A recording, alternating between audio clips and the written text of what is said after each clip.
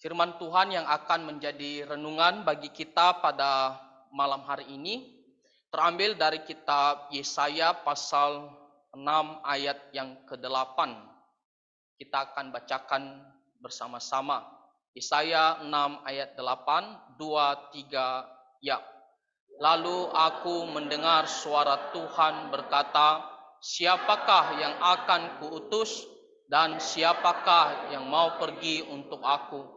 Maka sahutku, ini aku, utuslah aku. Amin. Mari kita bersatu di dalam doa.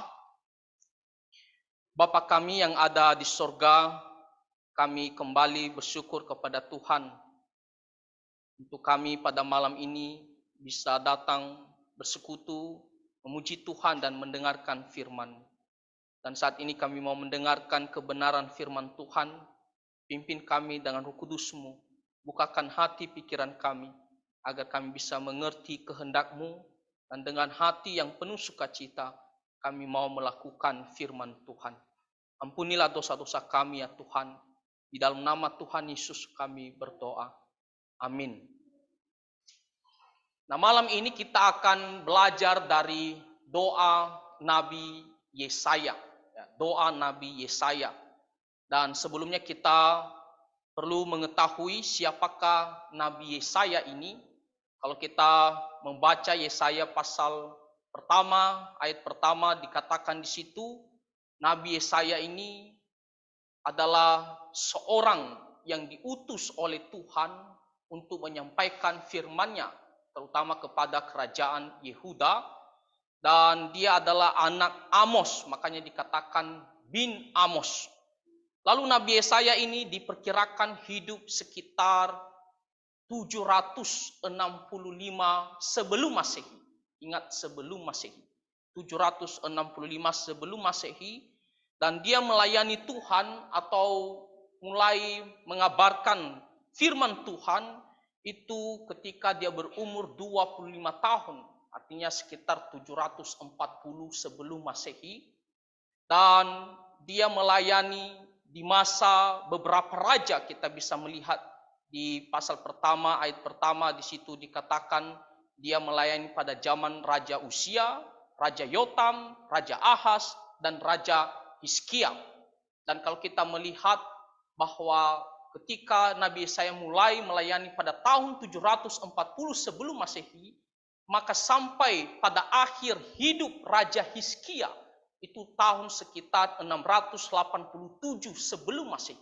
Artinya ada sekitar 50 tahun ya setidaknya Nabi Yesaya melayani Tuhan.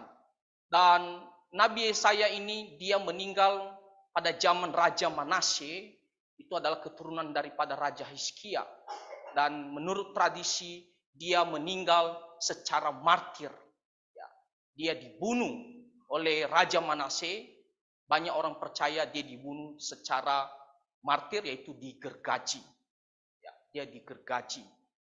Dan kita melihat bagaimana Nabi Yesaya ketika dia dipanggil Tuhan, dia memberikan sebuah tanggapan yang merupakan doa dan komitmennya terhadap panggilan Tuhan. Kalau kita membaca tadi di Yesaya pasal 6 ayat 8, di situ dikatakan oleh firman Tuhan, lalu aku mendengar suara Tuhan berkata. Nah, kita membaca di ayat-ayat sebelumnya, Nabi Yesaya sedang mendapatkan penglihatan daripada Tuhan. Dan ketika dia mendengar suara Tuhan, apa kata Tuhan? Siapakah yang akan kuutus dan siapakah yang mau pergi untuk aku? Nah, kalau kita melihat terjemahan bahasa Indonesia ini kurang tepat terjemahannya, terutama ketika dikatakan siapakah yang mau pergi untuk aku. Nah, untuk aku itu kurang tepat terjemahannya. Dalam bahasa Ibrani itu kata lanu, dari kata dasar ananu. Itu adalah kata ganti orang pertama jamak. Jadi harusnya untuk kami, untuk kita. Nah, KJV benar, karena dia tulis adalah for us. Jadi di sini sebenarnya siapakah yang mau pergi untuk kami atau untuk kita. Dan itu berbicara tentang Allah Tritunggal. Itulah kenapa kalau kita membaca di ayat yang ketiga ketika para malaikat berseru 3 kali, kudus, kudus, kuduslah Tuhan. Itulah lagu kita yang judulnya suci, suci, suci. Kenapa 3 kali suci, suci, suci? Nah, itu berbicara 3 pribadi, satu kesatuan. Itu adalah Allah Tritunggal. Dan ketika Tuhan mengatakan siapakah yang akan kuutus, siapakah yang mau pergi untuk kami? Ini bukan berarti Tuhan seolah-olah dia kekurangan, dia bergantung sepenuhnya kepada manusia. Bukan. Bukan seolah-olah Tuhan itu mengemis bantuan daripada manusia. Bukan. Tetapi maksud daripada kalimat ini lebih tepatnya adalah mengundang, mengajak siapa yang mau datang melayani aku, yang mau menjadi alat yang saya mau pakai untuk pergi memberitakan firman Tuhan. Jadi ini seperti mengundang, mengajak, bukan seolah-olah Tuhan mengemis di sini. Dan ketika Nabi Yesaya dia mendengarkan perkataan Tuhan ini, bagaimana respon daripada Nabi Yesaya? Nah, di situ dikatakan, maka sahutku, ini aku, utuslah aku. Ini aku, utuslah aku. Nah, ini adalah penyerahan diri daripada Nabi Yesaya. Suatu tanggapan, suatu doa yang penuh komitmen. Dia serahkan hidupnya kepada Tuhan. Ini aku, utuslah aku, atau pakailah aku, ya Tuhan. Nah, dari perkataan Nabi Yesaya ini, kita akan belajar 3 hal atau 3 poin. Ketika Nabi Yesaya, yang pertama, ketika Nabi Yesaya mengatakan, ini aku, utuslah aku. Di sini Nabi Yesaya, dia menyerahkan hidupnya kepada Tuhan untuk dipakai oleh Tuhan. Karena sebelumnya Nabi Yesaya, dia melihat kebesaran kemuliaan Tuhan dan anugerah Tuhan kepada Nabi Yesaya. Dari mana kita tahu? Nah, kalau kita baca di pasal 6, pasal yang sama, di ayat yang pertama, waktu Nabi Yesaya dia mendapatkan penglihatan dan dia melihat bagaimana Tuhan duduk di atas takhta yang tinggi dan menjulang dan ujung jubahnya memenuhi bait suci. Kita melihat bagaimana Nabi Yesaya dia menyaksikan dengan penglihatan yang diberikan kepadanya, melihat Tuhan itu begitu tinggi, begitu mulia, begitu dahsyat. Katakan dia duduk di atas tahtanya. Takhta yang tinggi dan menjulang dan ujung jubahnya memenuhi bait suci. Lalu dia melihat lagi ada malaikat serafim yang memiliki 6 sayap. 2 sayap menutup muka, 2 sayap menutup kaki, 2 sayap untuk terbang. Dan apa yang dilakukan oleh para serafim ini? Mereka berseru-seru, dikatakan di sini, mereka berseru-seru, kudus, kudus, kuduslah Tuhan. Dan dikatakan seluruh bumi penuh kemuliaan. Jadi yang pertama kita melihat bagaimana Nabi Yesaya, dia menyaksikan kebesaran kemuliaan Tuhan. Dan Nabi Yesaya sendiri, dia menyadari dibandingkan dengan Tuhan itu tidak apa-apanya dirinya. Di sini kita melihat bagaimana Nabi Yesaya dia menyadari siapakah dirinya. Di sini dikatakan, celakalah aku binasa. Sebab aku ini seorang yang najis bibir. Najis bibir, orang yang berdosa. Ketika dia melihat Tuhan dan dia menyadari dirinya, maka perbandingan Tuhan dengan dirinya itu jauh sekali. Tuhan begitu mulia, sedangkan dirinya itu begitu najis. Katakan najis bibir. Orang yang berdosa. Orang yang hina. Orang yang begitu rendah di mata Tuhan. Jadi yang pertama, Nabi Yesaya dia melihat begitu mulianya Tuhan. Yang kedua, kita melihat bagaimana Nabi Yesaya mendapatkan anugerah ataupun kemurahan hati daripada Tuhan. Karena di sini Nabi Yesaya ketika dia sudah menyaksikan Tuhan yang begitu mulia, Di sini dikatakan, cilakalah aku. Cilaka.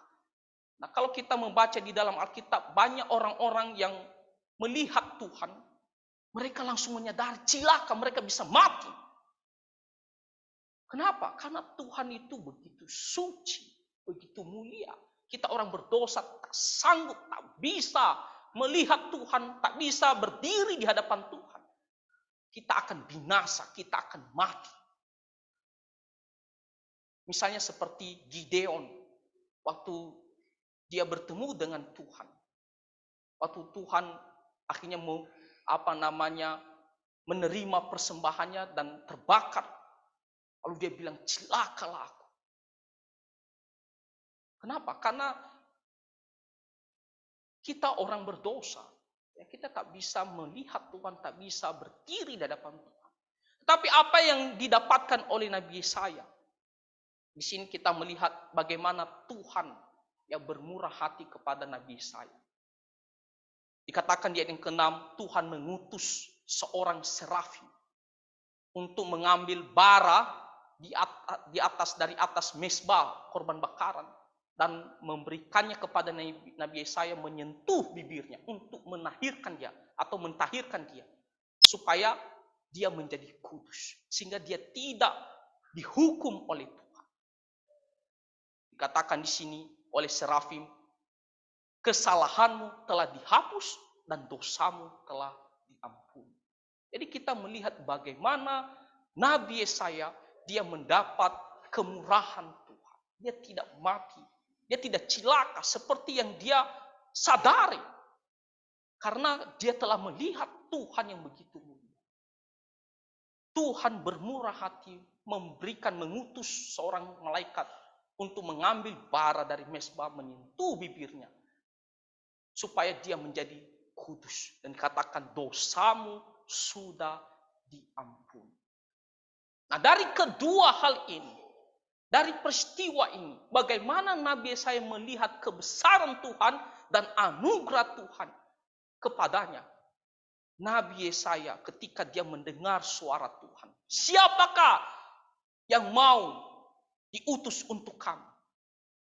Nabi Yesaya mengatakan, ini aku, utuslah aku. Saudara-saudara, ini adalah sebuah pelajaran bagi kita. Kita melihat posisi kita itu sama seperti Nabi Yesaya. Kita tahu Tuhan itu begitu besar, begitu mulia, dan kita itu begitu berdosa. Kita adalah orang-orang yang harusnya dihukum oleh Tuhan. Tapi Tuhan memberikan anugerah keselamatan bagi kita. Tuhan selamatkan kita melalui Tuhan Yesus.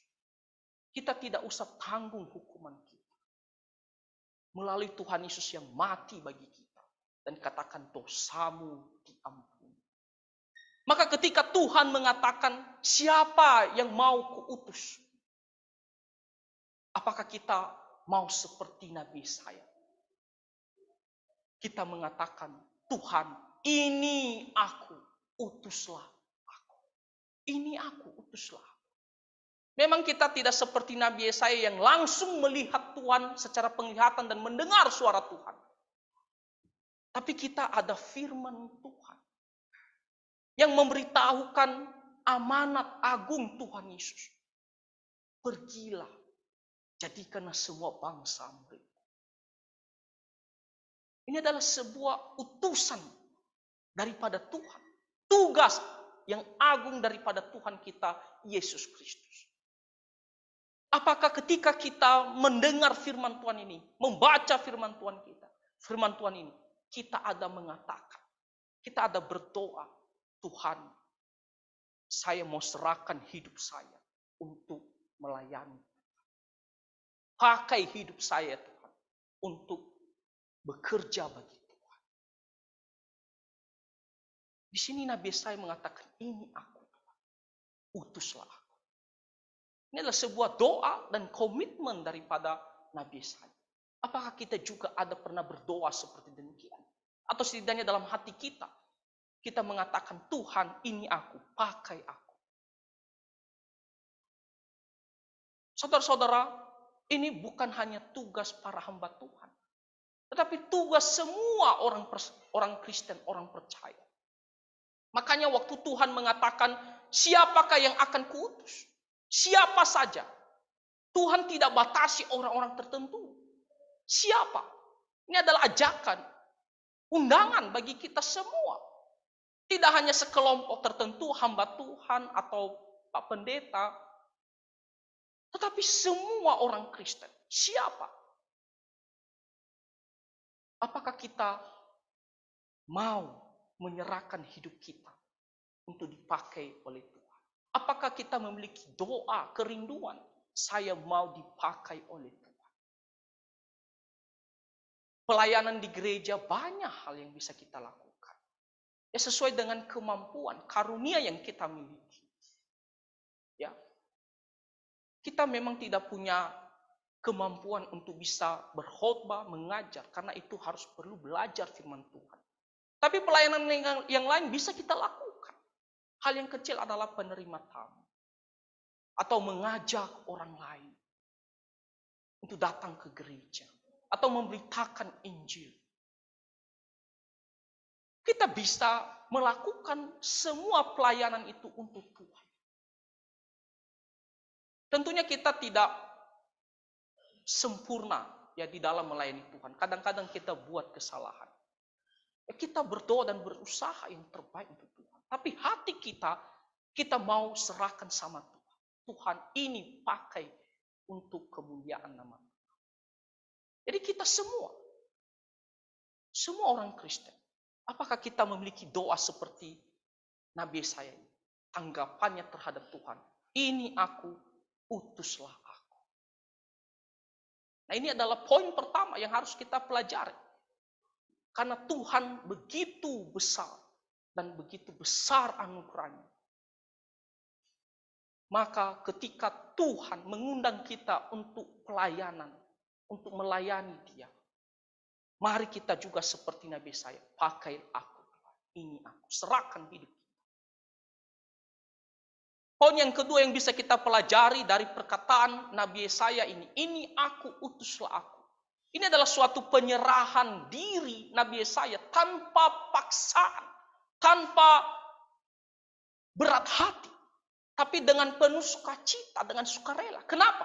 Dari mana kita tahu Nabi Yesaya, dia dengan sukacita, tanpa paksaan, dia mau serahkan hidupnya. Lihat apa kata firman Tuhan tadi di ayat ke-8. Siapakah yang akan kuutus dan siapakah yang mau pergi untuk aku? Di sini Tuhan tidak menyebut Nabi Yesaya. Padahal kalau kita melihat konteksnya, ini sedang berbicara tentang Nabi Yesaya. Tapi waktu Tuhan mengatakan siapa, Tuhan tidak mengatakan, Yesaya, bolehkah kamu melayani aku? Sehingga mau tidak mau ya sudah disebutkan nama, ya sudahlah terima. Ini tidak. Tuhan itu secara umum. Siapakah? Tuhan tidak menyebut secara langsung nama Nabi Yesaya. Tapi kita melihat Nabi Yesaya, walaupun namanya tidak disebut oleh Tuhan secara khusus, secara langsung. Tapi dia langsung menanggapinya, ini aku Tuhan, utuslah aku. Walaupun namanya tidak disebut di sini, tidak secara langsung menuju kepada dirinya. Tapi dia datang, ini aku, utuslah aku. Sama seperti kalau di sini kita bilang, siapa yang mau melayani Tuhan? Saya tidak kasih tahu siapa orangnya di sini. Tidak sebut nama. Tapi di antara kita, oh saya mau.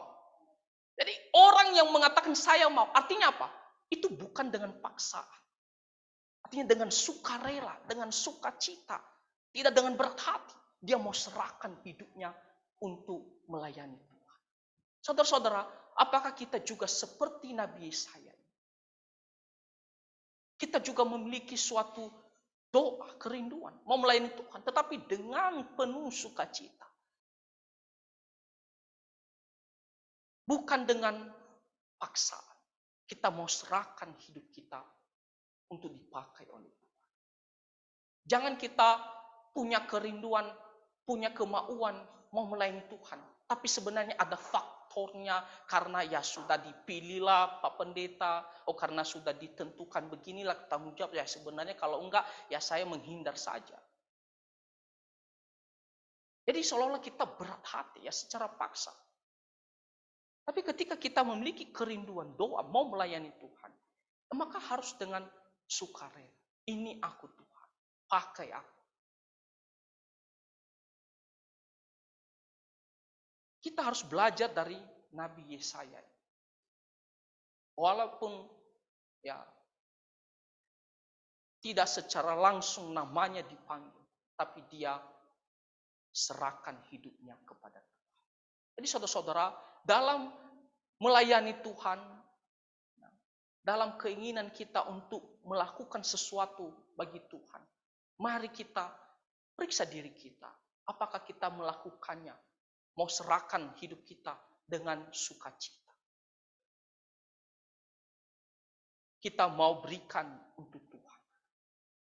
Maka kita belajar harus dengan rela hati, dengan tulus. Saya mau berikan untuk Tuhan. Saya mau mengabdi untuk Tuhan. Ya, pelayanan kita itu berbeda-beda. Sesuai dengan ya kemampuan kita, kepercayaan yang diberikan Tuhan kepada kita. Tapi kita dengan hati sukacita, dengan sebesar sekecil apapun kita mau lakukan untuk Tuhan. Ya, sekali lagi memang tidak sempurna kita dalam melayani Tuhan. Ya, kita bisa buat kesalahan. Tetapi mari kita lakukan bukan dengan paksa, tetapi dengan sukarela. Kita mengatakan, ini aku Tuhan, utuslah aku. Nah, pelajaran yang terakhir, yang ketiga dari perkataan dari Nabi Yesaya ini aku utuslah aku. Ini adalah suatu doa ataupun tanggapan komitmen Nabi Yesaya yang penuh iman kepada Tuhan. Penuh iman. Kenapa? Karena kita tahu bagaimana pelayanan yang akan dilakukan Nabi Yesaya itu begitu berat, begitu sulit, begitu susah nantinya.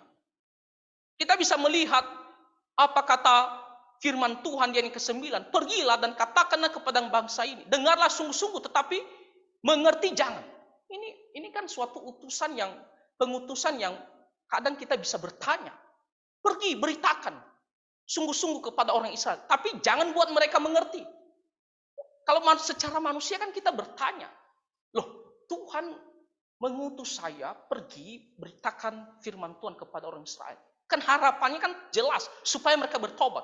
Tapi kok Tuhan mengatakan janganlah sampai mereka mengerti secara tidak langsung, janganlah mereka sampai bertobat. Seolah-olah ini akan sia-sia saja dan akan mendapatkan penolakan yang begitu besar dari orang Israel.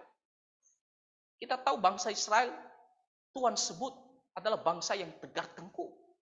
Dan kita melihat bagaimana nantinya dalam pelayanan Nabi Yesaya secara manusia kok sepertinya tidak berhasil, tidak ada buah. Karena pada akhirnya bangsa Israel, terutama kerajaan selatan Yehuda, itu dihukum oleh Tuhan. Pada tahun 586 dibuang karena mereka tidak bertobat.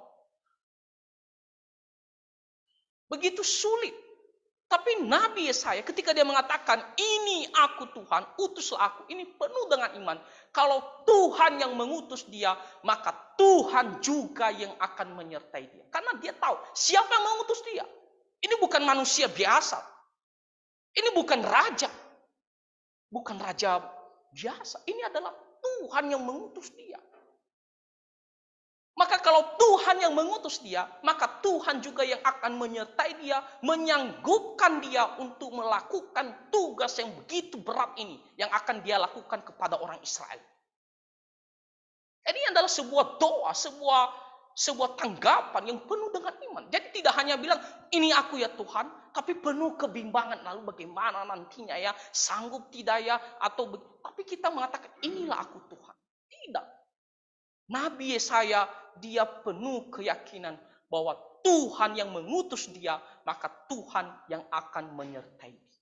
Lihat ayat ke-9, pergilah. Itu adalah pengutusan daripada Tuhan, pergilah. Jadi kalau dia melayani nanti, itu atas nama Tuhan, otoritas daripada Tuhan. Maka dalam hal apapun, bahaya, sulit, Tuhan yang akan menguatkan dia, Tuhan yang akan menolong dia, Tuhan yang akan menyertai dia. Walaupun secara manusia orang mengatakan tidak ada hasil karena toh orang Israel dihukum oleh Tuhan. Tapi dia bisa melakukan tugas yang dipercayakan oleh Tuhan dengan baik. Itu sama seperti Nabi Yeremia. Sama, juga pelayanan mereka. Susah, begitu banyak ya bahaya yang dialami oleh Nabi Yeremia dalam pengutusannya kepada orang Israel. Sama juga Nabi Yesaya, kita melihat Nabi Yeremia pada akhirnya nanti ya kita melihat orang Israel dihukum oleh Tuhan. Tapi walaupun begitu sulit, tapi karena Yeremia, Yesaya mengetahui siapakah yang mengutus mereka, maka mereka percaya mereka akan lakukan tugas ini karena Tuhan yang akan menyertai mereka. Nah, saudara-saudara, ini adalah pelajaran ketiga juga bagi kita. Mungkin kita berpikir ataupun bertanya, oke, saya mau lakukan pelayanan ini, saya mau serahkan hidup saya. Tapi kita khawatir, kita takut. Lalu bagaimana nanti melakukan pelayanan ini? Apakah saya sanggup? Ya, pasti akan mendapatkan kesulitan. Pasti kalau kita memberitakan Injil, contohnya pelayanan memberitakan Injil, pasti akan ada penolakan. Belum lagi kalau ada bahaya yang lain, kita bisa ditangkap. Itu ada risiko-risikonya. Tapi apakah kita menyadari, saya melakukan pelayanan ini, siapa yang mengutus saya? Tuhan. Kalau Tuhan yang mengutus saya, maka Tuhan juga yang akan menyertai saya. Jadi apapun nanti kesulitan yang saya hadapi, Tuhan ada bersama dengan saya. Kadang-kadang kita sudah melihat banyak kesulitan, banyak masalah, oh begini, oh tidak bisa, oh nanti sulit begini, nanti akan banyak kesusahan. Akhirnya kita tidak melakukan. Tapi kita mengatakan, ini aku utuslah Tuhan. Harusnya, kalau memang ini adalah pelayanan Tuhan, kehendak Tuhan, maka kita lakukan, Tuhan yang akan bersama dengan kita. Di doa, ini aku utuslah aku, ini harus dengan penuh iman. Dengan penuh keyakinan. Jangan dengan keraguan-raguan. Yakin kalau memang mau dipakai oleh Tuhan, maka Tuhan yang mengutus saya, Tuhan yang akan menyertai saya. Jadi apapun pelayanan yang sudah dipercayakan bagi kita, maka mari kita lakukan dengan penyertaan dan kekuatan daripada Tuhan. Bagi jemaat yang mungkin selama ini masih ragu ataupun takut, khawatir, apa yang bisa saya lakukan untuk Tuhan? Tak usah khawatir, tak usah takut. Kalau memang itu adalah pelayanan untuk Tuhan, kita melakukannya untuk Tuhan. Maka Tuhan juga yang akan menolong saudara-saudara. Tuhan juga yang akan menguatkan saudara-saudara. Sehingga pelayanan yang kita lakukan itu bisa kita lakukan untuk kemuliaan nama Tuhan. Jadi dari firman Tuhan, Yesaya 6 ayat 8 ini, doa Nabi Yesaya, ini aku, utuslah aku. Kita belajar bagaimana Nabi Yesaya menyerahkan hidupnya untuk melayani Tuhan karena anugerah Tuhan, karena kebesaran Tuhan. Dan dia menyerahkan hidupnya dengan penuh sukacita, tidak dengan paksaan, tidak dengan berat hati. Dan dia menyerahkan hidupnya dengan penuh keyakinan. Tuhan yang mengutus dan Tuhan yang menyertai dia. Saudara-saudara, saya berikan satu kesaksian seorang tokoh misionaris dalam sejarah gereja. Itu abad ke-19. Namanya pasti kita tahu, ya, karena misionaris ini datang ke Indonesia. Namanya Ludwig Nommensen. Ya, khususnya saudara-saudara kita orang Batak tahu cerita ini. Dia adalah seorang yang lahir dari Jerman, masa kecilnya penuh kesusahan. Dan Nommensen ini suatu kali karena dia bermain-main dengan teman-temannya, dia mendapatkan kecelakaan. Dikatakan dia ditabrak ya kereta berkuda dan kakinya ya patah. Lalu teman-temannya datang karena dia berbaring terus berbulan-bulan. Lalu teman-temannya datang ceritakan tentang penginjilan pendeta-pendeta. Dan mereka kasih tahu ini adalah tugas dari Tuhan Yesus dan apa yang dilakukan oleh para pendeta ini dalam mengabarkan Injil. Dan dari situ Nommensen tahu bahwa ini adalah panggilan Tuhan kepada semua orang Kristen untuk pergi memberitakan Injil. Dan suatu kali dia dengan kerinduannya mau pergi melayani Tuhan, memberitakan Injil, tapi keadaannya tak memungkinkan. Akhirnya dia membaca Yohanes pasal 16. Dan di situ dikatakan oleh Tuhan Yesus, mintalah kepada Bapa dan Bapa akan memberikannya kepadamu. Lalu dia bertanya kepada mamanya, "Mama, apakah ayat firman Tuhan ini masih berlaku?" Lalu mamanya bilang, "Oh, masih berlaku. Ini adalah perkataan Tuhan Yesus." Lalu apa yang dilakukan oleh Nommensen? Dia berdoa, dia meminta supaya Tuhan menyembuhkan dia dan berjanji dia akan melayani Tuhan, mengabdikan dirinya, pergi memberitakan Injil. Lalu dalam perjalanan waktu dia sembuh dan dia akhirnya menyerahkan hidupnya untuk melayani Tuhan. Pada tahun 1861 Masehi, dia akhirnya ditabiskan menjadi seorang pendeta. Dan pada tahun 1862, akhirnya dia berangkat ke Sumatera dan dia sampai ke Padang. Padang, tahu kota Padang? Dan dia di situ belajar bahasa Batak, budaya Batak. Belum lagi ya cerita sebelumnya bagaimana datang penginjil ke tanah Batak yang mengerikan, tapi dengan iman. Dia belajar semuanya itu bertahun-tahun. Akhirnya pada tahun 1873 dia mendirikan sebuah gereja. Dan kita melihat bagaimana orang-orang Batak pada umumnya menjadi pengikut Kristus. Dan dia mendirikan gereja, dan itulah gereja HKBP terkenal di tanah Batak.